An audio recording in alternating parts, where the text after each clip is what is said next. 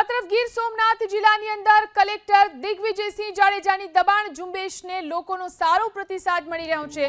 સૂત્રાપાડાના સિંગસર ગામે સ્વેચ્છાએ 46 લાખની જમીન પર ખડકી દેવાયેલા કાચા પાકા ગેરકાયદેસર દબાણો અહીં દબાણકારોએ જાતે જ દૂર કર્યા છે।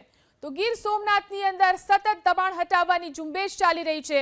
અહીં જે રીતે કાચા પાકા મકાનો છે તેને જાતે જ દૂર કરવાની કાર્યવાહી કરવામાં આવી રહી છે। દબાણોને દૂર કરાઈ રહ્યા છે। સિંગસરના સ્થાનિકોએ સ્વેચ્છાએ જ પોતાના દબાણો દૂર કર્યા છે। તો ગીર સોમનાથમાં ઘણા લાંબા સમયથી દબાણ હટાવવાની કામગીરી ચાલી રહી છે। અહીં 2100 ચોરસ મીટર ઉપર જે થયેલા હતા દબાણો થયેલા હતા તેને જાતે જ સ્વેચ્છાએ દૂર કરવામાં આવ્યા છે।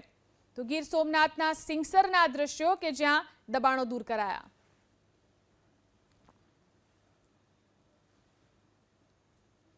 તો આ તરફ ગીર સોમનાથ જિલ્લાની અંદર કલેક્ટર દિગ્વિજયસિંહ જાડેજાની દબાણ ઝુંબેશને લોકોનો સારો પ્રતિસાદ મળી રહ્યો છે।